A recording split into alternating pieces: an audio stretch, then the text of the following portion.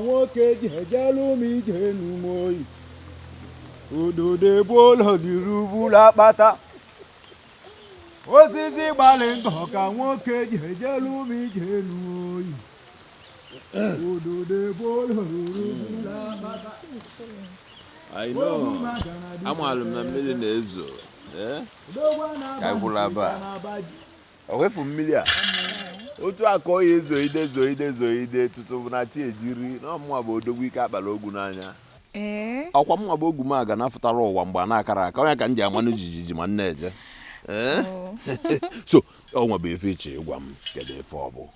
Gwa m okwu ka nnụ na ntị na-anụkwa n'ife ara aka ogbu ata nne m. Ọgwụ ya? Ifunanya. Ngwongwo ogwu m aga na. Onwe ncho ka ikpa. O nwere onye na-achọ ya okwu. Ka o were anazelu mmiri. Ka ntụwanye ya ime amụ ọ bụ afọ ime 16 years. Biko kedu iwe ọ bụ? Mba, onwe na-achọ m okwu. Okay. Ihe ncho ka ikpa dị ezigbote mkpa. Mana ka abịa na ntị na-eso okwu. Ọ dịkwa mma ebe a maka ivi na afịfịa akwụkwa ntị. Gbọ. Ifunanya m. Akpanwu ebe a. Ngwanụ. Ntị m ụdị. Ịma na afụrụ m gị n'anya. Nke ike. Nke ike. Ịfụ m n'anya nke ike. Ọ na-abụ ọnụ kata sef nsị ọnwụkwa na-efe ihe emenwu ma ọ bụ na m anọrọ. Isi aka dị n'ụfịọrọ ama saụndụ nụ. Okwu ya? Kọrọ m. Mana ịma nke anyị ji bụrụ mmadụ. Ogwu m agana. Afa m. Agaghị m anụ onye dibịa. Ọsị.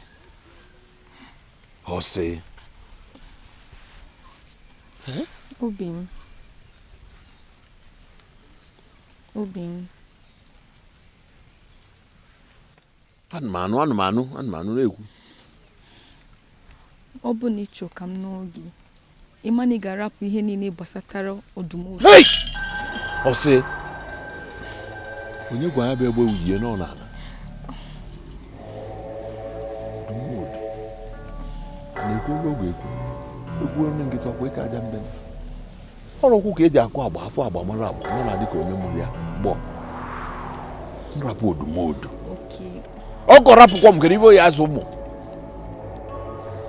Ọ bụkwa na ure ndụ gị nefe Chineke m ga-anụ gị. Na-abeghị n'ọfụ.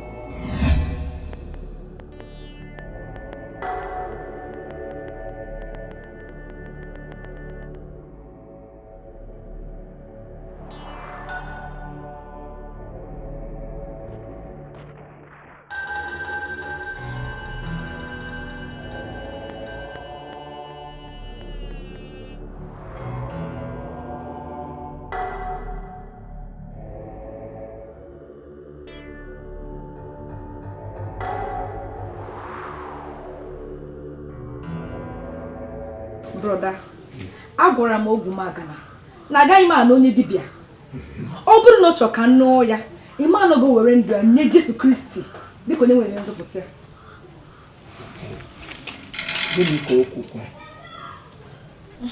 O nwekwa n'ihe ọzọ sara m. Ọ sị m ka ọ gaa chebanye echiche.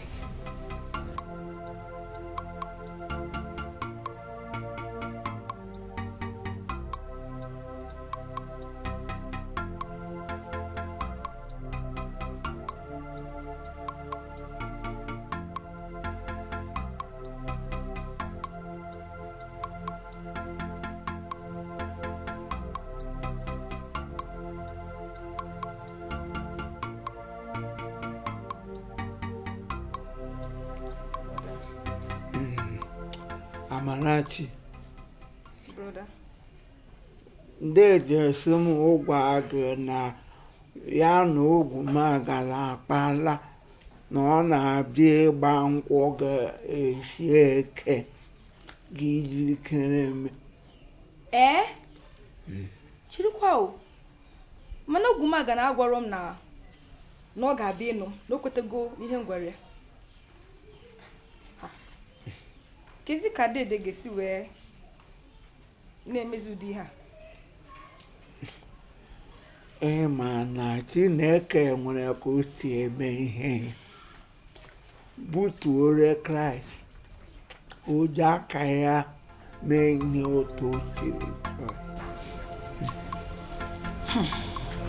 Brother.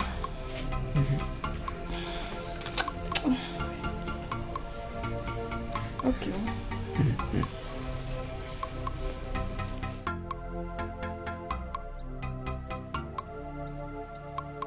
Every knee shall bow, every tongue must confess that Jesus Christ is the Lord.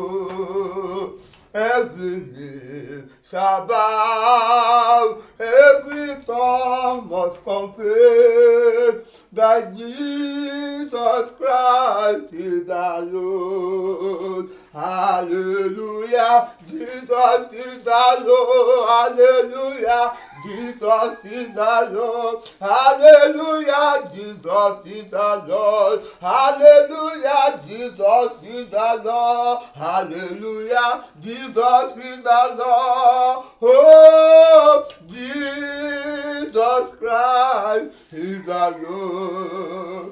Oh, my God,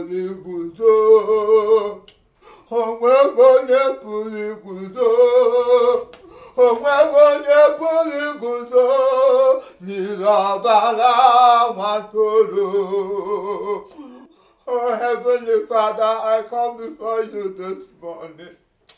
Father, you say whatever you do not know will never happen. It is only what you say that will happen. Now, oh. The devil is fighting day and night to stop the good work of God in my family. But you made me to understand in the Bible that when the light comes, darkness comprehended it not. Ya will not hear but touch it to the way you cannot see. N'ụbọchị taa nwanne m nwaanyị esiela ọgwụ nsọ ọhụrụ ogwumaga na ka ọ ga-alụ. Nna m ọnọghọzikwa m n'aka ọnọghọzikwa m n'aka otu ọbụla o siri sọ gị ime. Whatever that pleases you, Father in heaven, go ahead and do it. I am only your servant. I surrender my life to you. Whatever they want, let her go. It is her life. It is your battle. It is your battle. It is your battle. Father, Lord, I consecrate this family into your hands. I pray, oh Heavenly Father, let your will be done. Let your will be done. Kuche give me, kuche give me, kuche give me, kuche give me, kuche give me, Chinekenda, kuche give me, Nimejin Olanabo, Otosara Masi Chineke, Otosiri Masi Jehovah Mo, Imamaya, Imamaya, Imamaya, not Imamaya, oh, Imamaya, Imamaya, not Otosiri Masi Jehovah Mo. Namlepa, ọtụtụ mmadụ amalitewo imegide m. Ha na-asị na onweghị mgbapụta m nwere na gị, ma n'ime gị ka m tụkwasịrị obi m niile. Chimekwekwala ka ndị ụwa jụọ m ole bi nọ. Nna m lekwa m, ọtụtụ mmadụ amalitewo imegide m. Ha na-asị m onweghị nzọpụta m nwetere na gị, ma n'ime gị nna m ka m tụkwasara obi m niile. Chimekwekwala ka ndị ụwa jụọ m ole bi nọ. Chineke bụ n'ime gị ka mba bara wee kwọba. Onye nwe m, sọsọ gị bụ olileanya. N'ime gị nna m ka m tụkwasịrị obi m niile. Chimekwekwala ka ndị ụwa jụọ m ole bi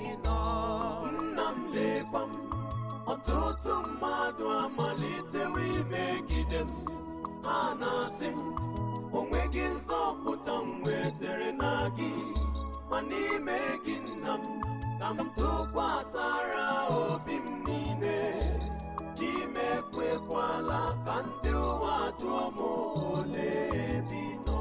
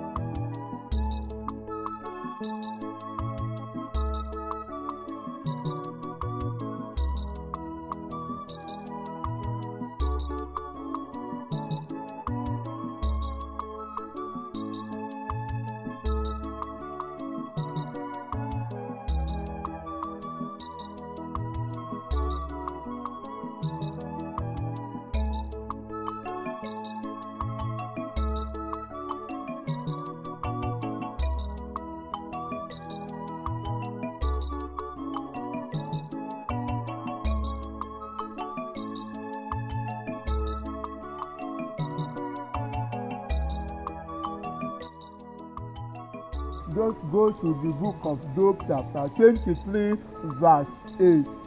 He says, "But I search in vain. I seek him there and cannot find him. I seek him in his workshop in the north, wherever I am, but cannot find him, nor can I find him in the south." No! He hides himself. Yes, but he said, but he knows every detail of what is happening to me now. And when it's examined, he will prove me innocent, as pure as solid gold. This is the word of God. Thanks be to God. So there is no need for us to be afraid. Unless if God is there, there is no how darkness can overshadow light. I've never seen it before. No? Father, we are in your presence. And you close your eyes. And we begin to communicate to heaven. Oh Jesus. Oh Jesus, your word is a strong tower where the righteous run and they are safe. Immediately I heard your word, Father, my soul is lifted. Oh, nna m lekwa n'ọtụtụ mmadụ amalitewo imegide anyị, ụfọdụ na-asị na onweghị mgbapụta nwere na gị, ma n'ime gị o ka m tụkwasịrị obi m niile. Chikwekwekwala ka ndị ụwa jụọ m ole ebe ị nọ. Nna lekwa m n'ọtụtụ mmadụ amalitewo imegide m, ụfọdụ na-asị o onweghị mgbapụta anyị nwere na gị o, ma n'ime gị Chukwu ka m tụkwasịrị obi m niile.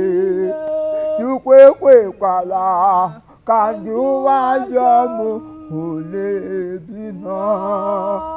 Adali na game of Jesus, we begin to pray. And we begin to obey. You know, let the word of God come. Let the word of God come. We destroy every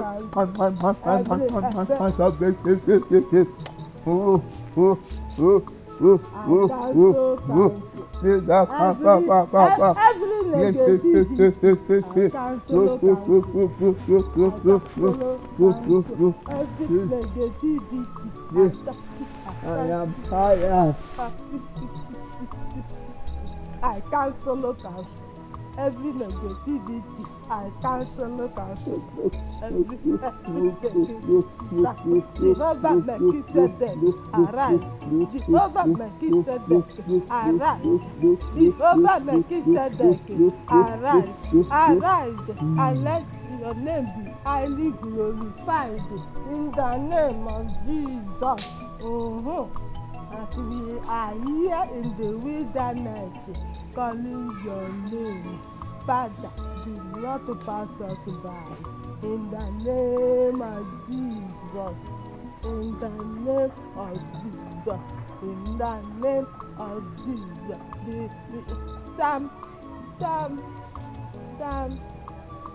24 say, Psalm 24, he said, the earth is the Lord and the fullness thereof.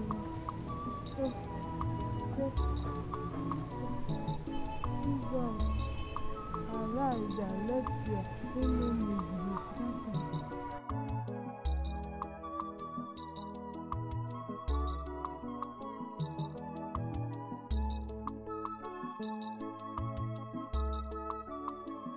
be ite ala m na nsọ gị nwe ya ikpere ala m n'anụ gị nwe ya Chukwu isi ala m sọsọ gị nwe ya ikpere ala m sọsọ gị nwe ya Chukwu isi ala m n'anụ gị nwe ya ikpere ala m n'anụ gị nwe ya aga m enye gị gịnị Chineke ka o wee zoro gị o Chukwu ihe m na-eme bara ụba dike na-adị mkpa n'ume ọgaranya nwụrụ n'obe